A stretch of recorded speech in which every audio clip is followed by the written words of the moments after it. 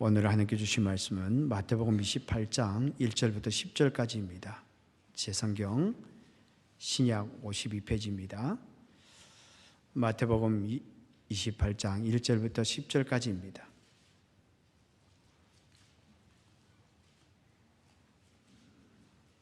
제가 하나님의 말씀을 받들어 봉독하도록 하겠습니다. 마태복음 28장 1절부터 10절까지입니다. 안식일이 다 지나고 안식 후 첫날이 되리는 새벽에 막달라 마리아와 다른 마리아가 무덤을 보려고 갔더니 큰 지진이 나며 주의 천사가 하늘로부터 내려와 돌을 굴려내고 그 위에 앉았는데 그 형상이 번개 같고 그 옷은 눈같이 희건을 지키던 자들이 그를 무서워하여 떨며 죽은 사람과 같이 되었더라. 천사가 여자들에게 말하여 이르되 너희는 무서워하지 말라. 십자가에 못 박히신 예수를 너희가 찾는 줄을 내가 아노라. 그가 여기 계시지 않고 그가 말씀하신 대로 살아나셨느니라. 와서 그가 누우셨던 곳을 보라. 또 빨리 가서 그의 제자들에게 이르되 그가 죽은 자 가운데서 살아나셨고 너희보다 먼저 갈릴리로 가시나니 거기서 너희가 배우리라 하라. 보라, 내가 너에게 일렀느니라 하거늘.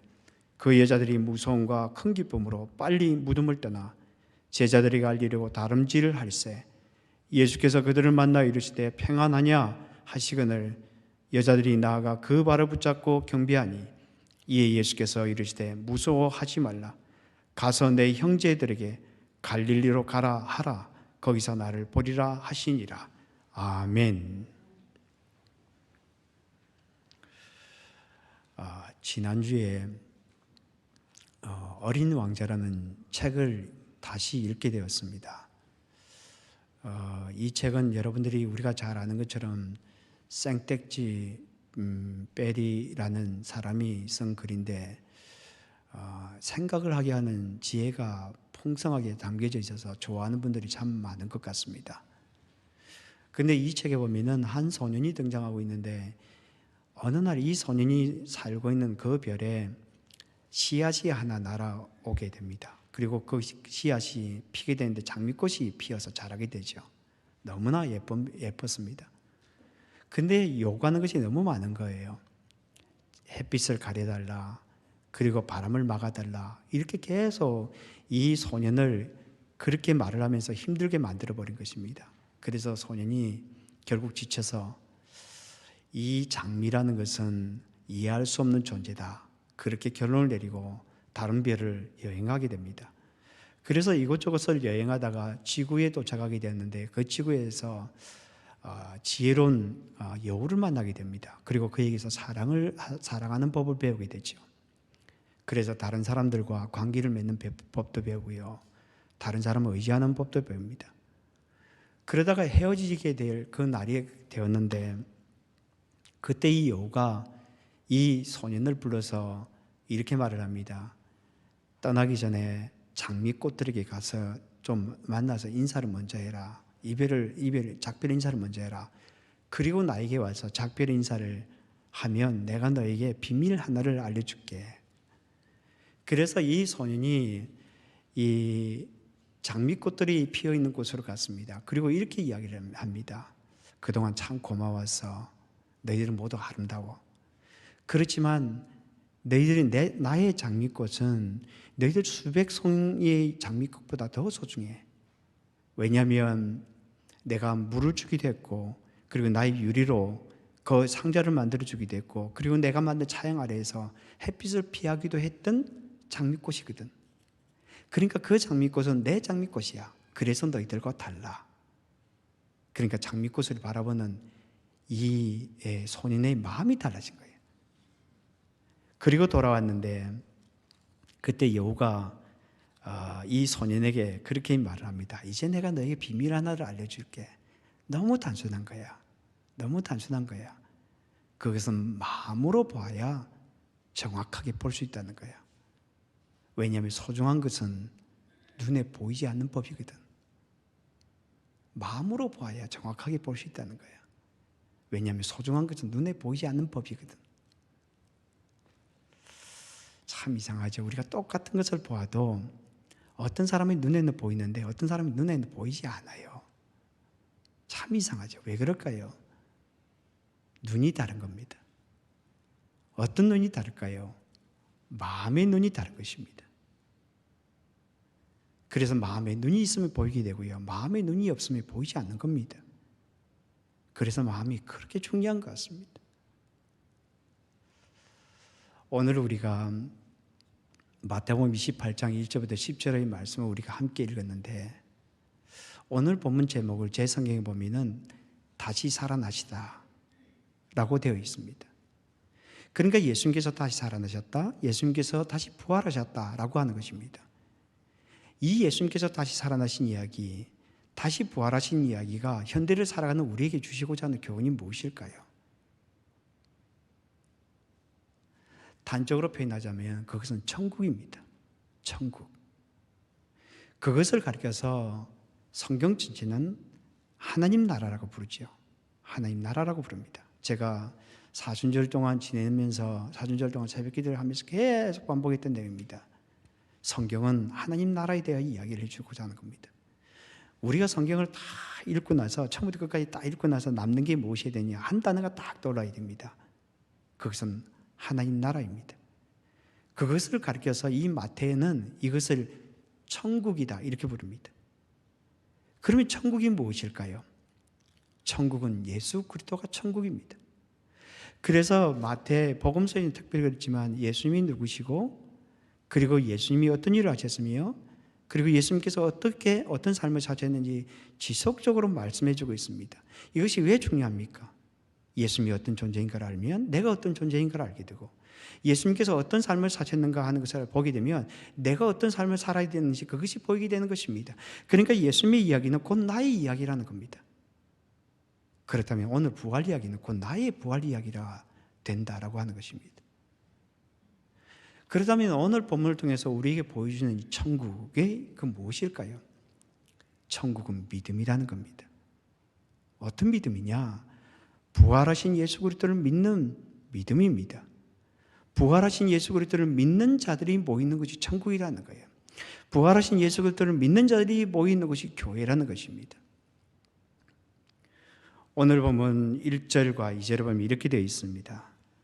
안식일이 다 지나고 안식 후 첫날이 되리는 새벽에 막달라 마리아와 다른 마리아가 무덤을 보려고 갔더니 큰 지진이 나며 주의 천사가 하늘로부터 내려와 돌을 굴려내고 그 위에 앉았는데 여기 보면 여인들이 안식 후 첫날이 되리는 새벽이었습니다. 안식이라면 토요일이 되겠죠. 그러면 요즘은 이 일요일이 시작되는 그 시간입니다. 여인들이 무덤을 찾아왔다 이렇게 말을 합니다. 그런데 그 시간을 가리켜서 새벽이다 이렇게 말을 합니다. 그런데 유대인들의 시간은 하루의 시작은 저녁 해가 뜨는 아침이 아니라 저녁 해가 지는 시간, 저녁 시간이 바로 새로운 하루가 시작됩니다. 그러면 요즘으로 말하자면 토요일 저녁이 벌써 이렇게 이 새로운 하루가 시작된 것입니다. 그런데 왜 여기에서 이렇게 새벽이라고 표현하고 있을까요? 그것은 이 시간은 물리적인 시간이 아니라는 겁니다. 하나님의 시간이라는 겁니다. 어떤 하나님의 시간이냐? 부활로 말미암아 새로운 시대를 열어나가시는 그 하나님의 시간이라는 것입니다. 그래서 새벽이다 이렇게 표현하고 있는 것입니다. 부활은 새로운 역사를, 새로운 시대를 열어나가는 것입니다. 그러니까 오늘 보면은 이렇게 말씀하는 거예요. 안식일이 끝나고 첫날이 시작되었습니다. 그런데 그날은 새로운 시대가 시작되는 날이었습니다. 그래서 큰 지진이 일어나고 천사가 하늘에서 내려와서 무덤을 막고 있던 돌을 굴려내 버렸습니다. 그러니까 이 사건이 시간을 선포하고 그 일어났던 사건을 보여주고 있는 겁니다. 돌을 굴려내고 그리고 무덤 문을 열어나간 것은 그것은 일어난 사건을 이야기하는 겁니다. 그러니까 하나님의 시간이 되게 되면 돌로 막아놓은 그것들이 동굴들이 열리게 되어 있다는 것입니다. 하나님의 시간이 되면 견고해 보이는 것들이 흔들리게 되어 있다는 것입니다. 하나님의 시간이 되면 말입니다. 여러분, 그래서 우리는 하나님의 시간을 잘 기다려야 됩니다. 왜냐하면 하나님의 시간은 반드시 찾아오기 때문입니다. 여러분, 우리의 삶들을 바라보게 되면 하나님의 시간을 기다리는 것보다 더 좋은 것은 없어요. 여러분, 우리가 일을 이루고자 하는 그 시간을 맞춰서 내가 생각하는 그 시간이 있죠. 내가 생각할 때 이 시간이 맞을까요? 아니에요, 여러분. 하나님의 시간은 달라요. 그리고 하나님께서 이루나가시는 방식도 다릅니다. 그러므로 하나님의 때를 기다리는 것이 참 중요합니다. 그런데 여러분, 이 본문을 보면 예수님은 이미 부활하셨죠. 이미 그 안에 계시지 않습니다. 그런데 어째서 무덤에 돌을 굴려내시고 무덤 문을 활짝 여셨을까요? 그것 아니어도 이미 예수님은 부활하셨어요. 이미 그곳에 계신 분이 아닙니다. 그런데 왜 이렇게 돌을 굴려내시고 그리고 무덤 문을 활짝 여셨을까요? 이 여인들에게 보여주고 싶은 것이 있는 것입니다. 그것은 우리들에게 보여주고 싶은 것이기도 한 것입니다. 그것은 두려움 가운데 머물러 있지 말라는 겁니다. 어둠 가운데 머물러 있지 말라는 것입니다. 왜냐하면 예수님은 어둠 가운데 계신 분이 아니시기 때문입니다. 여러분, 오늘 보면 5절을 보십시오. 이렇게 되어 있습니다. 천사가 여자들에게 말하여 이르되 너희는 무서워하지 말라. 십자가에 못 박히신 예수를 너희가 찾는 줄을 내가 아노라. 여기에 찾는다라는 이 단어가 나오는데, 이 찾는다라는 단어가 현재 시제로 되어 있습니다. 현재 시제라고 하는 것은 지금도 끊임없이 계속 찾고 있다라는 그런 뜻을 가지고 있어요. 무엇을 찾고 있습니까? 십자가에 죽으신 예수님, 어두운 가운데 계신 예수님만 계속 찾고 있다라고 하는 것입니다. 우리 신앙에 있어서 두 가지 요소가 있는데요. 하나는 십자가에 죽으신 예수님이고 또 하나는 부활하신 예수 그리스도입니다. 그런데 많은 사람들이 십자가에 죽으신 예수님만 찾는 사람들이 참 많이 있어요. 부활하신 예수 그리스도를 잊고 지내는 분들이 참 많습니다. 이 두 가지가 균형이 있어야 돼요. 그럴 때 신앙이 건강해지는 것입니다. 여러분, 십자가에 죽으신 예수 그리스도만 그 생각하면서 자꾸 그렇게 지내면 우리 심령들이 어두워져요. 그러니까 천사가 이렇게 말을 하고 있는 거죠. 예수님은 지금 무덤에 계신 분이 아닙니다. 살아나신 분입니다. 그러므로 여러분들은 어두운 가운데 두려움 가운데 머물러 있으면 안 됩니다 라고 그렇게 말씀하고 있는 것입니다. 그분이 살아나셨다는 것이 얼마나 감사한 일입니까? 얼마나 감사한 일입니까? 그래서 우리가 낙심하다가도 다시 힘을 얻을 수가 있는 거죠. 절망하다가도 다시 일어날 수 있는 것입니다. 왜냐하면 살아계신 그분이 우리 옆에서 지금도 함께 계신다는 것을 우리가 알고 있기 때문입니다. 그래서 우리 그리스도인들을 가리켜서 오뚜기와 같은 그런 인생이다 이렇게 부르는 겁니다. 여러분, 목사라고 해서 절망하지 않겠습니까? 목사라고 해서 낙심하지 않겠습니까? 다 낙심하고 절망합니다. 그런데 기독교인의 차이가 무엇인가 하면 다시 일어날 수 있다는 겁니다. 왜냐? 예수님께서 부활하셨기 때문이에요. 어둠 가운데 계신 분이 아니기 때문입니다. 여러분, 사도 바울을 보십시오. 사도행전 27장에 보면은 사도 바울이 배에 태워져서 로마로 압송되어 가고 있었습니다. 그런데 베닉스로 가는 중에 유라굴로라는 태풍을 만나게 됩니다. 그러니까 선원들이 처음에는 가지고 있던 모든 물건들을 다 버리죠. 그 다음에 배를 움직이는 기구까지 다 버립니다. 이제 살 소망을 다 포기해버린 것입니다. 그때 바울이 갑자기 서서 이렇게 이야기합니다. 여러분들이요, 내 말을 듣고 그레데에 머물렀으면 좋았을 것입니다. 그러나 이제는 안심하십시오. 여러분들 중에 아무도 생명에는 손상이 없겠고 오직 배만 상하게 될 것입니다. 내가 속한 바 곧 내가 섬기는 하나님의 사자가 어젯밤에 내 곁에 서서 말하되, 내가 속한 바 곧 내가 섬기는 하나님의 사자가 어젯밤에 내 곁에 서서 말하되, 바울아, 두려워하지 말라. 네가 가이사 앞에 서야겠고 또 하나님께서 너와 함께하는 자를 다 네게 주셨다 했으니 그러므로 여러분들이 안심하라. 나는 내게 말씀하신 그대로 되리라고 하나님을 믿노라. 여러분, 얼마나 감사한 일입니까? 하나님을 믿으며 부활하신 예수를 믿는 것이 바로 신앙인 것입니다. 혹시 우리들 가운데 감당하지 어려운, 그러니까 내가 생각에 감당하기 어려운 그런 가운데 지금 봉착해서 그래서 마음에 두려운 분들이 있습니까? 여러분, 두려워하지 않게 되기를 바랍니다. 두려워하지 않게 되기를 바랍니다. 우리가 섬기는 예수님은 바로 우리 곁에 계십니다. 그분이 우리에게 말씀하십니다. 그리고 그분이 우리의 삶을 인도해 나가실 것입니다. 혹시 우리들 가운데 나의 미래가 어떻게 될지 고민을 안고 계시는 분들이 있습니까? 여러분, 나의 미래까지 찾아오실, 그 미래에 함께 가실 그분, 부활하신 예수 그리스도, 그분을 붙들고 살아가십시오. 그러면 그분이 우리의 삶들을 선하게 인도해 나가실 것입니다. 그런데 여기 보면은 왜 천사가 여인들에게 와서 보라라고 이렇게 말씀하실까요? 지금 이 무덤문이 활짝 열려져 있어요. 활짝 열려져 있습니다. 그리고 모든 걸 다 볼 수 있어요. 그런데 왜 들어와서 보라라고 이렇게 이야기하고 있을까요? 그것은 믿으라는 겁니다. 믿으라는 겁니다. 무엇을 믿으라고 하는 것일까요? 예수 그리스도께서 부활하셨음을, 그분이 다시 살아나셨음을 믿으라는 거예요. 그것을 보고 믿으라는 것입니다.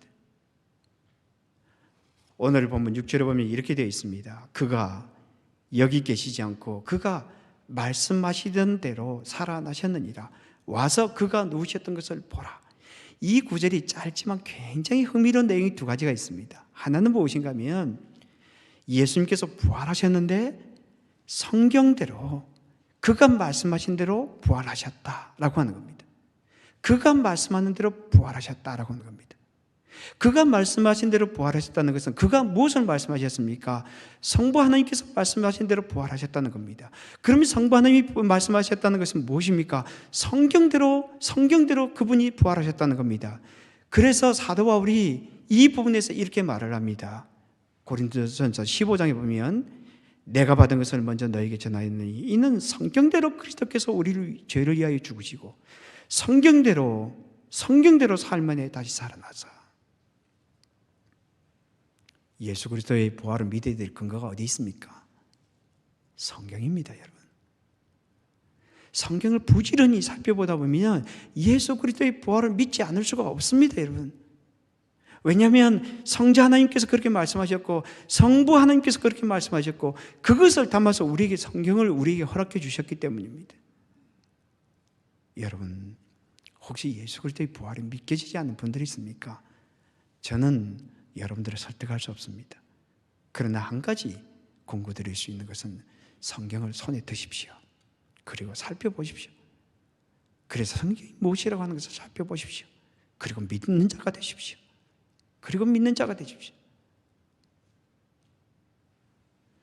또 하나 우리가 기억해야 될 것은 무엇인가 하면 예수님의 부활은 성경이 우리에게 가르치시는데 그것을 믿음의 눈으로 보아야 한다는 겁니다. 그래야 믿을 수 있다는 겁니다. 믿음의 눈으로 보아야 한다는 겁니다. 여기 보면은 와서 그가 누우셨던 것을 와서 보라라고 하는데 참 특이하게도 여기에서 보라라고 할 때 호라오, 헬라어로 호라오라는 단어를 쓰고 있습니다. 이 호라오라는 단어는 눈으로 보는 이 헬라어에는 이 본다라는 단어가 여러 종류가 있습니다. 그런데 이 호라오라는 것은 모든 걸 다 합쳐놓은 단어예요. 눈으로도 보고요, 만져도 보고요, 여러 가지를 하는데 가장 중요한 것이 무엇인가 하면 영적인 눈으로 보는 것을 가리키는 것입니다. 그러니까 여기 호라오라는 단어를 쓰는 것은 너희들이 와서 여기 지금 눈으로 보라. 그런데 단순히 그 보는 것이 아니라 믿음의 눈으로 보아야 된다. 이렇게 말을 하고 있는 것입니다. 그러니까 마태가 이렇게 말을 하고 있는 거죠. 여인들이여 여기로 와 보십시오. 와서 예수님께서 누우셨던 이곳을 여러분들이 눈으로 보십시오. 그런데 영적인 눈으로 봐야 합니다. 그래야 예수님의 부활이 믿어집니다. 라고 말하고 있는 거예요. 영적인 눈이 열려야 돼요. 여러분, 예수 그리스도의 부활은 우리의 머리로 믿는 게 아니에요. 물론 성경이 우리에게 설득하고 설득해 주지만 우리가 이 머리로 이해하는 게 믿는 것이 아니에요, 여러분. 예수 그리스도의 믿음, 이 부활은 믿음으로 고백하는 거예요. 믿음으로. 하나님이 우리 눈을 열어주시거든요. 리 스트로벨이라는 사람이 있는데요.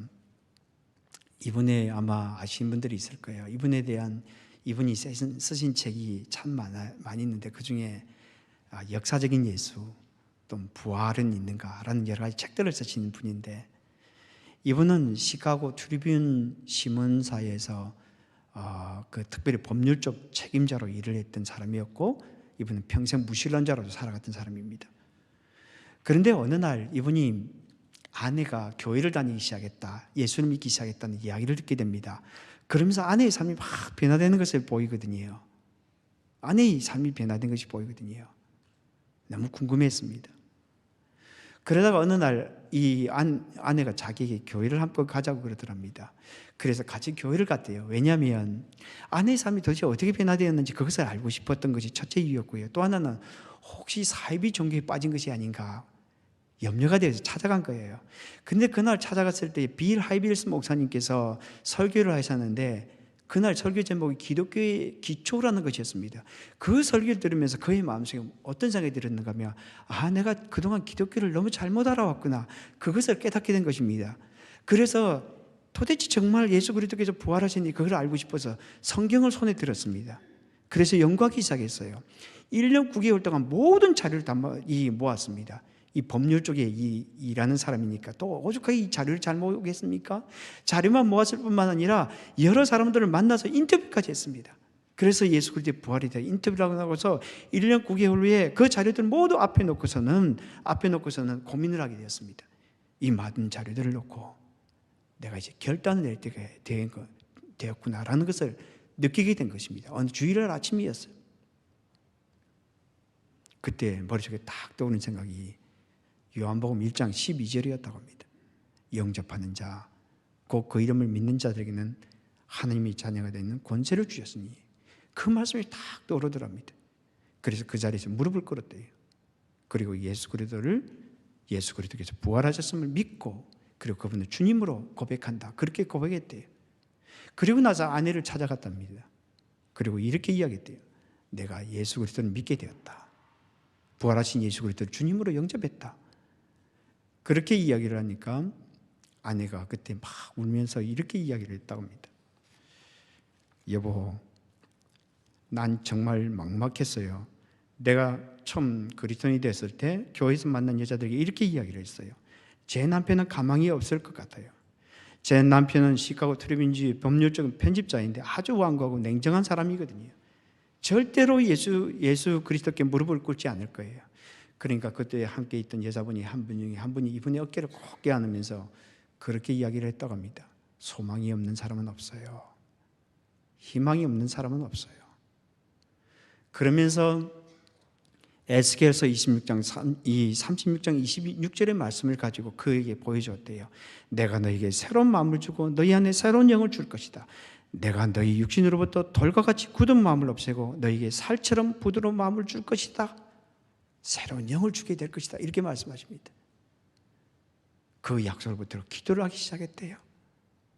남편을 구원시켜 주십시오. 부활을 믿게 해주시고 예수 그리스도를 주로 고백하게 해주십시오. 그리고 그 기도의 응답이 바로 그 주일날 아침에 이루어졌던 것입니다. 사랑하는 성도들이여, 예수 그리스도의 부활의 증거는 너무나 많아요. 너무나 많아요. 근데 아무리 증거가 많이 있어도 믿어지지 않습니다. 왜 그럴까요? 우리에게 필요한 것은 믿음의 눈이 필요하기 때문이에요. 하나님이 열어주신 그 믿음의 눈 말입니다. 저는 우리 성도들이 하나님께서 열어주신 그 눈으로 말미암아 부활하신 예수 그리스도 그분을 믿게 되기를 바랍니다. 그리고 주를 고백할 수 있게 되기를 바랍니다. 오늘 본문이 우리에게 이야기해주고 싶은 첫 번째는 무엇인가 하면 천국은 믿음이라는 겁니다. 천국은 믿음이라는 거예요. 어떤 믿음이냐? 부활하신 예수 그리스도를 믿는 것입니다. 부활하신 예수 그리스도를 믿는 것입니다. 부활하신 예수 그리스도를 믿는 사람들이 모이는 것이 천국이에요. 부활하신 예수 그리스도를 믿는 자들이 모이는 것이 바로 교회라고 하는 것입니다. 두 번째 우리가 기억해야 될 단어는 무엇인가 하면 회복입니다. 천국은 회복이에요. 천국은 회복입니다. 부활하신 예수 그리스도께서 그의 백성들을 회복시키는 것이 바로 천국이라는 겁니다. 부활하신 예수 그리스도께서 우리의 그의 백성들을 회복시키는 것이 천국이라는 것입니다. 오늘 보면 8절과 9절에 보면 이렇게 되어 있습니다. 그 여자들이 무성과 큰 기쁨으로 빨리 무덤을 떠나 제자들에게 알리려고 다름질을 할세 예수께서 그들을 만나 이르시되 평안하냐 하시거늘 여자들이 나아가 그 발을 붙잡고 경배하니.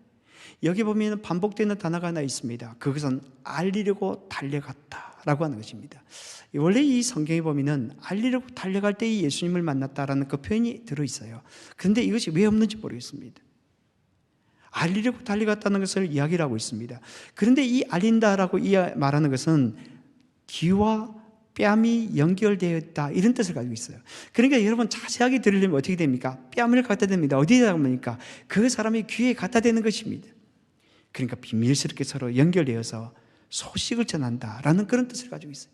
그러니까 이 여인들에게 이렇게 이야기합니다. 너희들은 가서 그 제자들 귀에 갖다 대고 바짝 붙어서 지금 내가 부활했다, 내가 다시 살았다는 것을 그들에게 전해주라, 그들에게 알려주라, 이렇게 이야기를 하는 겁니다.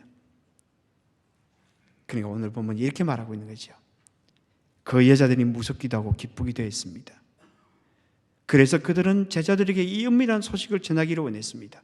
그래서 그들은 달려가기 시작했습니다 라고 말을 하고 있는 것입니다.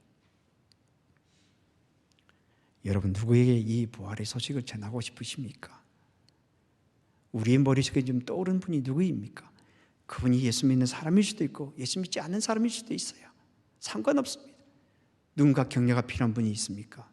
여러분, 오늘 가시면서 부활절 내용이 담긴 카드를 하나 구입해 오십시오.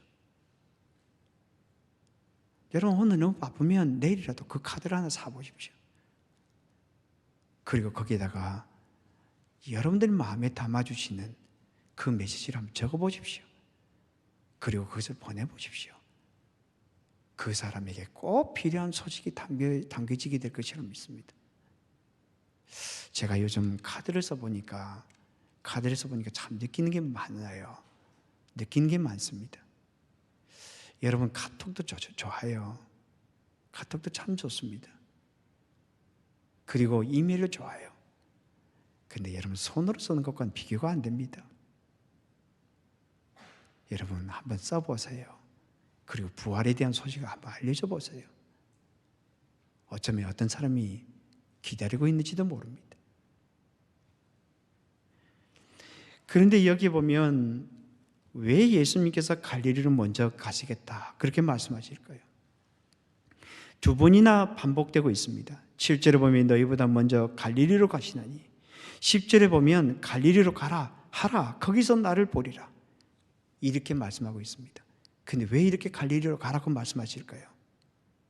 그것은 회복입니다. 회복. 예수님께서, 부활하신 예수 그리스도께서 그의 제자들을 원래의 자리로 되돌려 놓겠다는 겁니다. 그들을 회복시키시겠다는 겁니다. 이 본문에 우리가 읽었던 이 내용에는 그 내용이 자세하게 나오지 않습니다. 그런데 우리가 4주일 동안에 묵상했던 그 내용 속에 나오는데, 그것은 마태복음 26장 31절과 32절입니다. 이렇게 되어 있습니다. 그때 예수께서 제자들에게 이르시되 오늘 밤에 너희가 다 나를 버리리라. 기록된 바 내가 목자를 치리니 양의 떼가 흩어지리라 하였느니라. 그러나 내가 살아난 뒤에 너희보다 먼저 갈릴리로 가리라. 그러니까 이때가 예수님께서 십자가에 못 박혀 돌아가시기 직전이었습니다. 그때 제자들이 이렇게 말합니다. 너희들이 다 나를 버릴 것이다. 그리고 흩어질 것이다. 그러나 내가 너희들보다 먼저 갈릴리로 가게 될 것이다. 그곳에서 너희들을 만나게 될 것이고, 그곳에서 내가 너희들의 목자가 다시 너희들의 목자가 되리라. 그리고 너희들을 인도해 주리라 라고 이렇게 말씀하고 있는 것입니다. 갈릴리에서 예수님께서 제자들을 원래의 자리를 되돌려 놓겠다는 겁니다. 그들을 회복시키겠다는 것입니다. 그 회복을 약속하고 있는 것입니다. 누가 그렇게 하십니까? 부활하신 예수 그리스도, 그분이 그렇게 하시는 겁니다. 그러니까 부활하신 예수 그리스도는 회복의 하나님이에요. 우리를 회복시키신 분이에요. 절망 가운데 있는 우리를 회복시키신 분입니다. 낙심하고 있는 우리들을 다시 일으켜 세우시는 분입니다. 여러분, 베드로 보십시오. 요한복음 21장에 보면 예수님께서 죽으신 후에 이 베드로가 갈릴리로 갑니다. 그리고 그곳에서 물고기를 잡습니다. 물고기를 잡습니다. 근데 예수님께서 그곳에 찾아오신 거예요. 베드로 너무 반가웠습니다. 서둘러 육지로 올라왔습니다. 근데 육지로 올라왔을 때 제일 처음 보았던 것이 무엇이었습니까? 숯불이었어요. 그의 앞에 올라왔을 때 제일 처음 눈에 보인 것이 숯불이었습니다. 그 숯불은 베드로가 예수님, 그 숯불 앞에서 예수님을 배반할 때 그 앞에 있었던 것이 바로 숯불이었거든요. 그런데 그런 베드로에게 예수님께서 무엇이라고 말씀하셨습니까? 성경은 이렇게 말하고 있습니다. 예수께서 이르시되 와서 조반을 먹으라 하시니 제자들이 주님이신 줄 아는 고로 당신이 누구냐 감히 묻는 자가 없더라. 예수께서 가셔서 떡을 가져다가 그들에게 주시고 생선도 그와 같이 하시더라. 예수님은 딱 한마디만 하셨어요. 와서 먹으라. 와서 먹으라. 여러분, 때로는 말이죠, 때로는 우리 영적인 회복이 육적인 회복을 통하여 나타납니다. 그래, 때로는 잘 되셔야 해요. 잘 되셔야 합니다. 예수님께서 이 제자들에게, 특별히 베드로에게 그것을 말해주고 싶은 거예요. 그리고 그에게 떡을 주시고 그에게 생선을 주십니다. 이것을 어거스틴은 이렇게 해석하고 있습니다. 구운 생선은 고통받으신 예수 그리스도이고 그리고 그는 하늘에서 내려온 떡이었습니다. 구운 생선은 고통받으신 예수 그리스도이고 그리고 그는 하늘에서 내려온 떡이었습니다. 여러분, 사랑은, 진정한 사랑은 말로 하는 게 아닙니다. 진정한 사랑은 말로 하는 게 아닙니다. 진정한 사랑은 먹여주는 겁니다. 먹여주는 거예요. 여러분, 정말 우리 젊은 사람들을 사랑하시면 여러분, 우리 여유가 되신 분들 많이 좀 먹여주세요. 우리 청년들이 있으면 우리 어르신들에게 부탁하고 싶어요. 참 많이 먹여달라고. 사랑은 먹이는 겁니다. 사랑은 먹이는 거예요.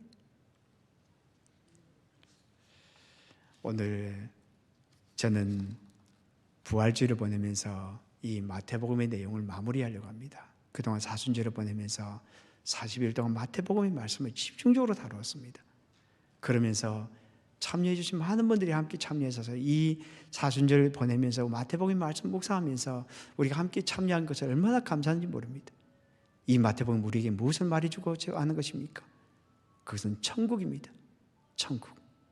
하나님의 나라입니다. 하나님의 나라입니다. 천국은 무엇입니까? 천국은 믿음입니다. 어떤 믿음입니까? 부활하신 예수 그리스도를 믿는 믿음입니다. 부활하신 예수 그리스도를 믿는 자들이 모이는 곳이 천국이라는 것입니다. 부활하신 예수 그리스도를 믿는 자들이 모이는 곳이 교회다라고 하는 것입니다. 또 하나는 회복입니다. 회복. 부활하신 예수 그리스도께서 회복시키는 곳이 바로 천국이다라고 하는 것입니다. 우리 부활하신 예수 그리스도로 말미암아 믿음과 회복을 경험하며 살아감으로 말미암아 복된 삶을 살아가는 저와 여러분이 되기를 주님의 이름으로 축복합니다. 같이 기도하겠습니다.